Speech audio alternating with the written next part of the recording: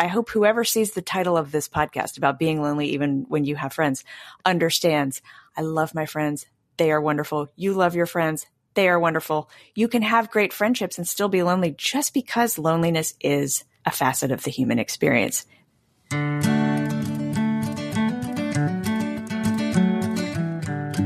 Welcome to another episode of Dear Nina, Conversations about Friendship. I'm your host, Nina Badzin. I'm a writer, a writing group leader, and a friendship enthusiast. On each episode, I have different guests to help me get into the nitty-gritty of friendship, what works, what doesn't work, and all the little friendship stuff we think and worry about, but don't always say out loud. Today's episode is about feeling lonely despite having close friends. And I am so excited to introduce this week's guest, author Mary Laura Philpott. I'm a huge fan of Mary Laura's work. Welcome, Mary. Hi, how are you, Nina? Thanks for having me. Mary Laura is the nationally best-selling author of I Miss You When I Blink, which has maybe one of my favorite book covers ever, and of Bomb Shelter, Love, Time, and Other Explosives. She writes about the overlap of the absurd and the profound in everyday life. Her writing has been featured by the New York Times, the Washington Post, and the Atlantic, among many other publications. A former bookseller, she also hosted an interview program on Nashville Public Television for several years. Mary Laura lives in Nashville, Tennessee with her family. So Mary Laura, you know I love your work because I've said so for many years on social media. So we don't know each other, but we have met one time in Minneapolis when you were here for... We did. Yes, you were here for the Lofts. Why can't I think of the name of their conference? Wordplay. The book festival. Mm-hmm. Yeah. And you came to the Modern Well little area that we were hosting and giving snacks to authors. But it was quick and we have a cute picture. I've read a lot of reviews of Bomb Shelter. I've read the book, loved it, loved that cover too. But that cover of I Miss You When I Blink, especially just happy. One of the reviews of the book, I mean, there's long reviews. You've had excellent reviews in the big publications, but Duchess Goldblatt, author of Becoming Duchess Goldblatt, another memoir I loved. And I still don't know who she actually is. I'm sure some people do, but I don't. Me She's neither. An anonymous writer. It's so cool. I don't. But I loved what she said about Bomb Shelter. She said, I've never met Mary Laura Philpott, but reading Bomb Shelter felt like sitting up all night talking with a dear friend who saved up all her best secrets to share with me. Delicious. And that kind of echoes a lot. I mean, she said it so succinctly. That's why I picked that one. But it echoes a lot of reviews I saw, even just like on Amazon and Goodreads, but also the professional ones.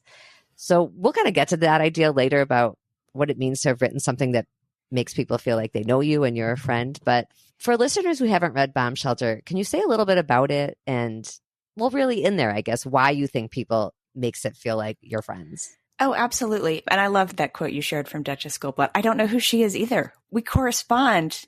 It's funny because I don't know, like I'm sort of corresponding with someone who is a mix of the persona and whoever the real person is in there. And I don't know her identity, but I love that quote. So Bomb Shelter, if you think of it like some sort of multi-layered dessert or an onion or what have you, at kind of what you get on the outside is a personal story about me from my life. And that personal story, the narrative thread that kind of pulls you through it, begins with a before and after moment when my world just turned upside down. And that was the morning that my teenage son had his first epileptic seizure, which came as a total surprise at 4 a.m. with a big loud crash. And it was terrifying. And I tell the story in Bomb Shelter of calling 911 and the ambulance ride and this whole chaotic morning where we didn't know what was happening. I didn't know, was he dying? Was I at the brink of death with my child? What was going on? We found out by the end of that day, and at the very beginning of the book, I should say, I'm not giving too much of a spoiler, that he had epilepsy and that he would have epilepsy for the rest of his life. And so suddenly I saw my role as a mom in a whole different way, because I felt like, you always have the job of keeping the people you love safe. But now I had this extra big job of keeping him safe from this thing. But I also started seeing the world differently. I tend to be kind of a happy-go-lucky person. I'm pretty optimistic. I feel like things are going to be okay. But I started seeing threats everywhere. After this thing came for my son, I became very fearful. There was just kind of a dark streak to my thinking, and I had to rejigger the balance between my optimism and my fear, not just my fear, but sort of my anticipatory grief. I had come so close to looking mortality right in the eyes. And I couldn't stop thinking about the fact that everyone I love will die at some point, and I can't stop it, and I can't save them all. So that's kind of the story you get on the outside. But on the inside, what it's about at its core, and what I think is probably what makes it so relatable to people who have nothing in common with the outside story, people who, have no experience with epilepsy, don't have kids even, aren't parents, is that it's about being a human being. It's about walking through this world as a thinking, feeling soul trapped in a mortal body, and how frustrating that is, and how frustrating it is that all the people we love are also trapped in mortal bodies, and we can't just love everybody hard enough to keep them safe. So if we can't do that, how do we get up every morning? Like, what keeps us going? Where do we find joy? Where do we find humor? It's a story about being a human being. Of course, you're going to give it a great summary because you wrote it, but it is a hard book to summarize, and you did a good job. Well, it's very accurate that there is a lot of humor in the book. It's not a comedy, but there is a lot of humor in it. I'm thinking about the story in there about college tour, and that the person giving the tour. It's funny, I gave tours in my college, and you have your couple of stories you trot out as the tour person, and then everyone laughs. I love that. Of course you did. And right. So, I learned to walk backwards and all that. So I related to this tour guide telling the story of the mom who was screaming at her kid in the quad. And the tour guide's point was like, don't be that mom. But your essay in there is really about how well, what if that woman was just having a really bad day? And you brought it bigger. I like that bigger lens of how terrible that sometimes, and that's just reality. People do see us at our worst, and then they assume that's who we are. And it's so unfair. But each piece of your book has these moments of seeing below the surface. And it's not a book about friendship. And yet when I read it, I really thought about you for the podcast, because I think having gone through what you did with your son and learning that he is going to be suffering with, not suffering day to day with epilepsy, but the worry of it, like him going to overnight camp and college and everything, just this idea of feeling lonely despite having close friends. And this is not a knock on any of your friends or mine and the discussion we're about to have, but I'd love if you could talk about that, just that reality of what it's like, both raising a son with a diagnosis and in your career as a writer and someone who has some notoriety. You and I emailed a little bit about the difference between famous and literary famous, which I thought I love that. It is a different kind of famous, but still people recognize you. It's a very different kind of famous. Yeah. So, you get the idea. I'd love to hear what you have to say. I get what you're saying. I mean, I think on some level, no matter what your personal circumstances are or your professional circumstances, there is an elemental level of loneliness baked into the human experience, because the only world each of us knows is the world we see and hear and perceive with our own senses, which, if you want to get deep and weird about it, kind of means each of us is experiencing kind of an illusion of the world, some sensory illusion of what the world is. And we are all trapped in our own perception of the world. The world as I see it is different from the world as you see it. And there's nothing that can change that. So on some level, there's an unfixable level of loneliness in being a human being, because you can only exist within the bubble of your own perception of what you see and hear and feel and what the world is like.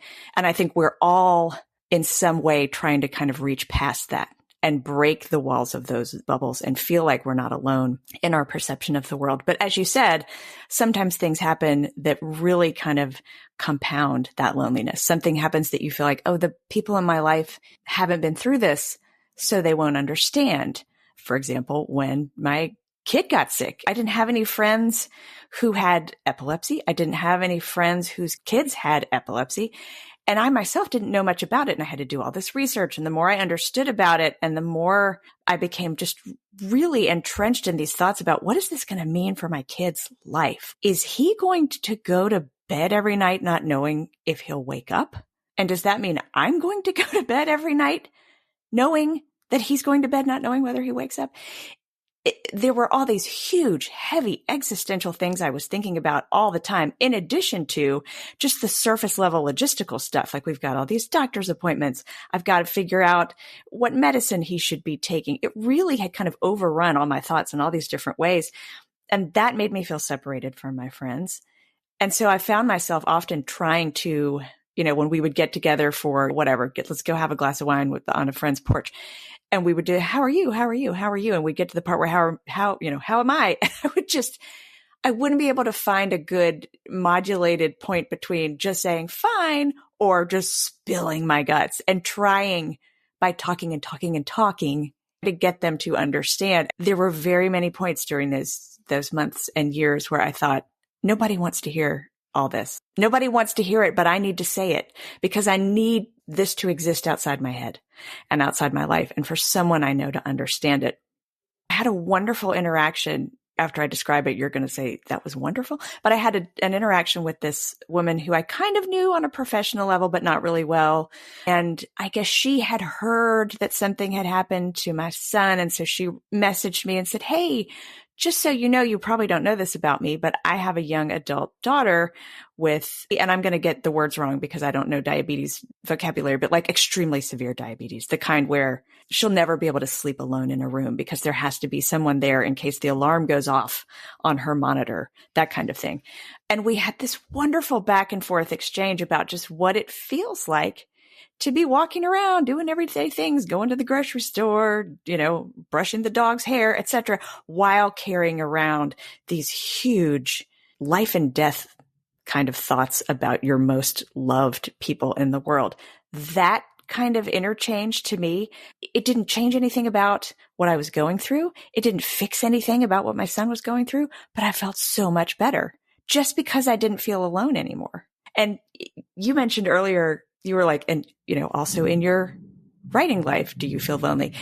Yes. I think professionally, if you do something as a job that most of the people around you don't do, like you have a podcast. I don't know how many of your friends have podcasts.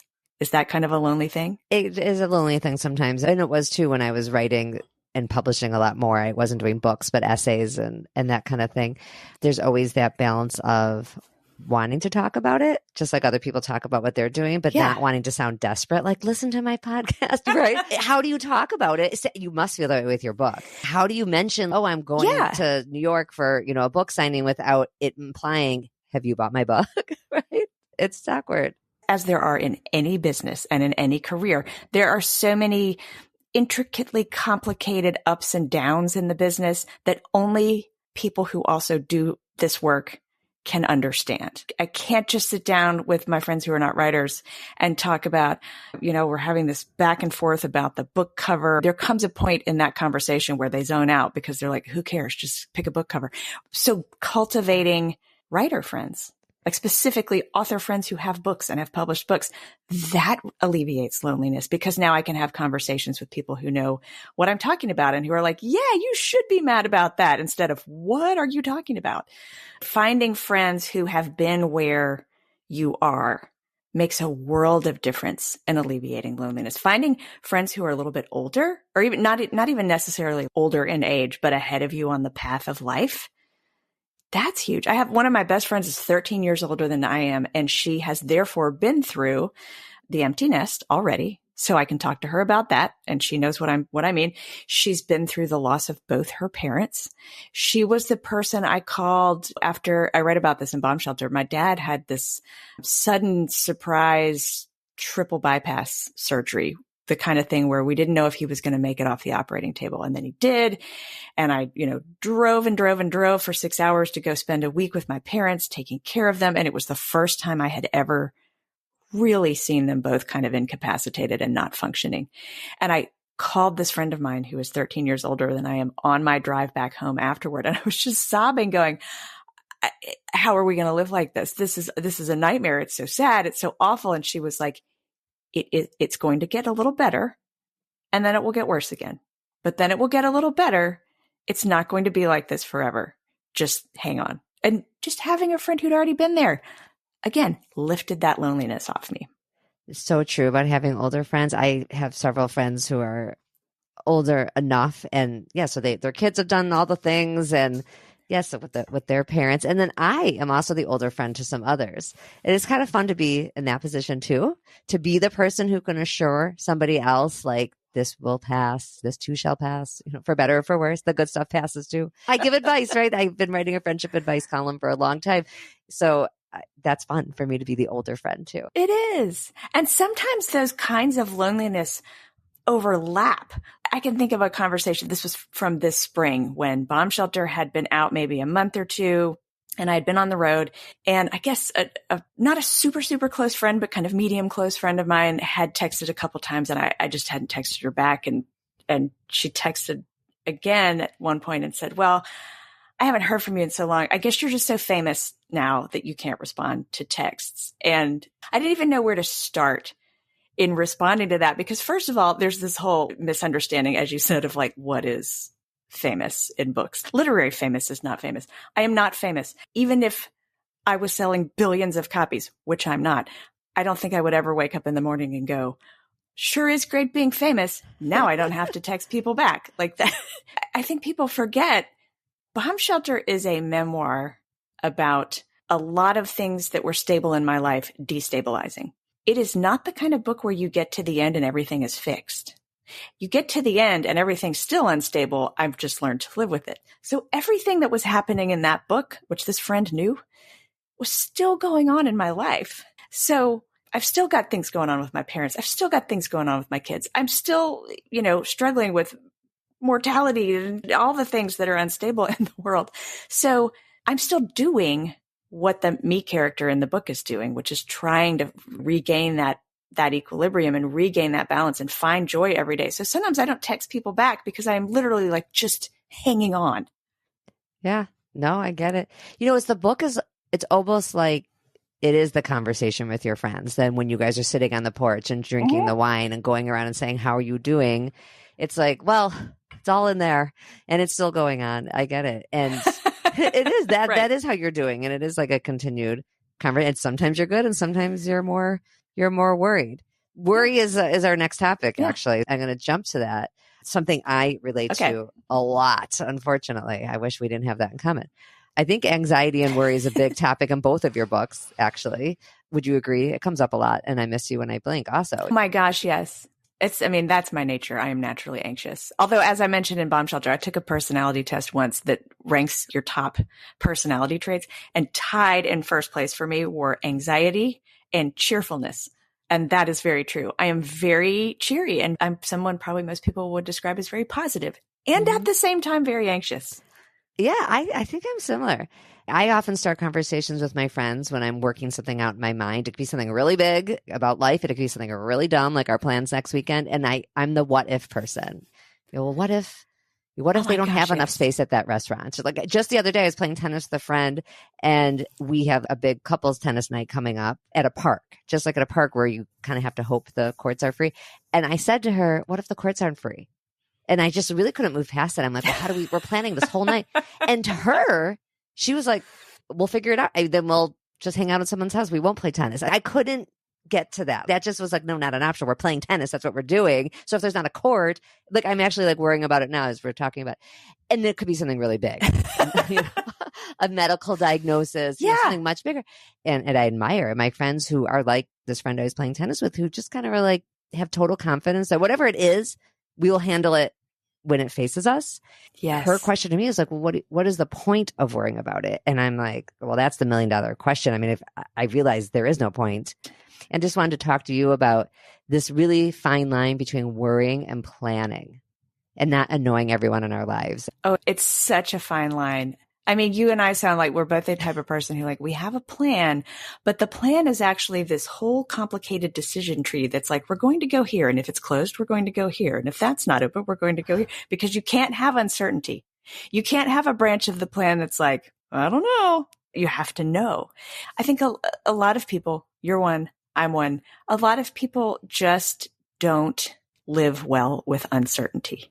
I don't live well with uncertainty. And it's in a way, and I'm not saying this about you, I'm saying it only about me, it's almost a kind of arrogance, because it's as if I actually think that if I can just foresee every possible problem, I will be able to ward it off. Yes. Me, one human being. I will be so super powerful that as long as I can just see all the what ifs, I can stop them. Tina Fey had I read it so long ago when it first came out in Bossy Pants. She had a chapter about a trip she took with her husband on a cruise, and she was worried something, just worried forever something would happen on the boat, but nothing happened. And she's like, everybody here should thank me, right? Because I worried about it. Yes. Nothing happened. It's true what you're saying. Oh, if only we have thought it through, then nothing will happen. Actually, I'm going to read you a quote from your own book that relates to this in the title chapter, in the essay titled Bomb Shelter, which is the name of the book. You say in there, I mean, you're talking about a literal bomb shelter, but now we're being figurative as well. The end still awaits whenever they open that chamber, meaning no one is really saved, only temporarily protected.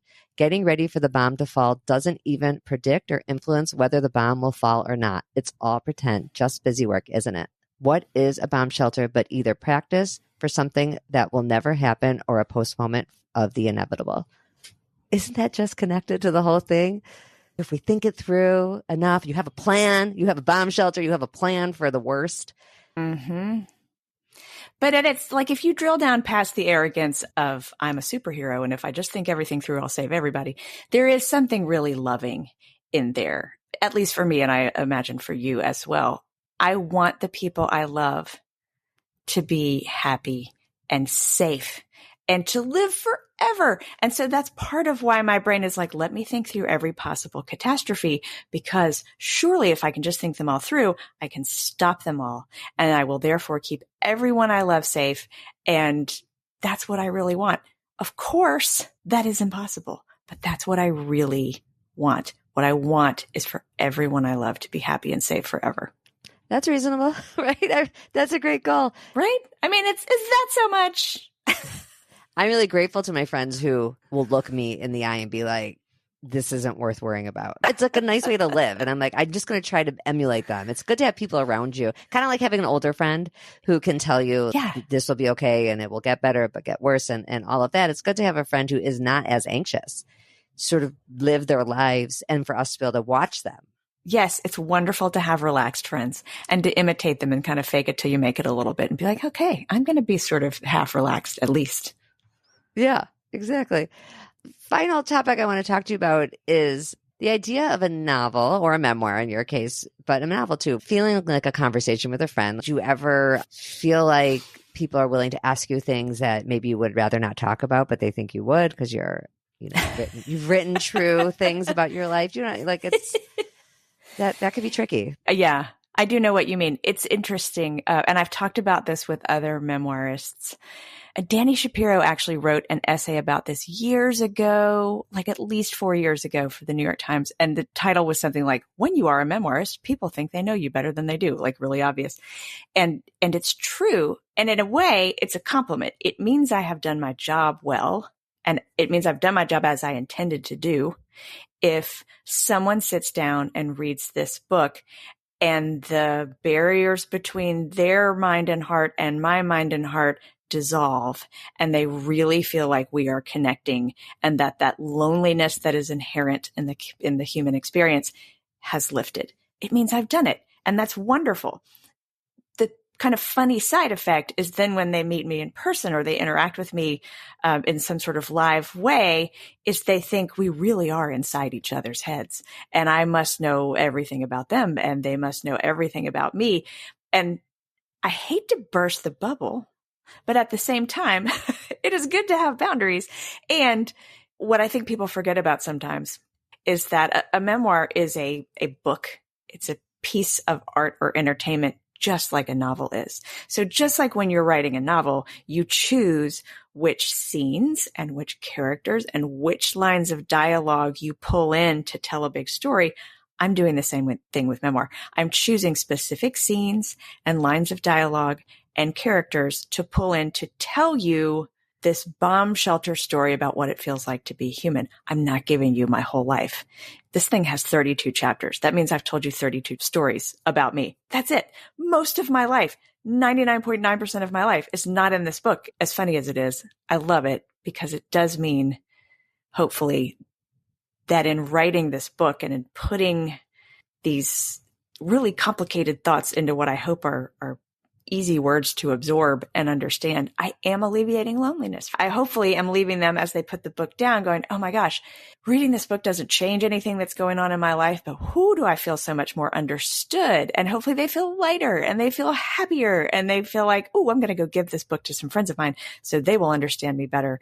And then we can have a talk about it. And maybe this book is actually facilitating conversations among friends that alleviate loneliness. I love that. It's an important topic. Feeling lonely, even when you have close friends, it's not something we talk about that much. Like even in my own podcast, I don't actually talk about loneliness that much. It's like an implied topic because I believe strongly, I say it a lot in my closing line that we are happiest when our friendships are going well. Like you could be really happy in your love life, your career, all these other things. But if you have friends who are mad at you or you're upset with someone, I mean, it just gnaws at us. And so loneliness too, also it just is always can be there. Even when you have close friends, if you're having strife with people, you feel lonely. If you just feel like you can't talk about something, if you feel like you've over talked about a topic, which you kind of hit on at the beginning, like how much does a friend want to hear about the same thing? I think they do want to hear, actually. I think we need to give people the doubt that they do want to hear. We separate ourselves in our desire to not annoy people. Yeah. But like we don't want to burden people and we don't want to bore people and we don't want to gross people out. So sometimes we don't talk about things. But I agree with you, even when you have really healthy, wonderful friendships, you may still be lonely. And that's not a knock on those friendships. I hope whoever sees the title of this podcast about being lonely, even when you have friends, understands I love my friends. They are wonderful. You love your friends. They are wonderful. You can have great friendships and still be lonely just because loneliness is a facet of the human experience, especially in particular times of life when you're going through something that the people around you are not going through. But I think that's why you have to be so intentional. We have to be intentional about putting ourselves physically or on the phone or whatever with other people and talking. And actually asking like, how are things going? And then listening. Like we have to make ourselves do that even when it's hard, even when it's not convenient, because we can't just default to, well, we just won't talk about it. It's too much. Right. Yeah. Sometimes it is on the person going through something to open up. And I think a lot of people are eager to connect and opening up is the key. Mary Laura, thank you so much for being here. I'll see you back out there on the Twitter and on the Instagram. Can you tell everybody where they find you I'm going to have it written down, but for people who are only listening, where can they find you? Thank you so much. Instagram mainly. That's my main. Mary Laura Philpott is my handle. That's my main social media thing. I do use Twitter as well, but I also send a newsletter. Not very frequently. It's not one of those newsletters that's going to clog up people's inboxes. And I always have a good book recommendation and usually some other fun links and music and usually something funny about an animal. And you can subscribe to that on my website. Thank you for having me, Nina. This was fun. I can't wait to see you when you come back to Minneapolis. So make sure to put us on your list again. All right. Thank you.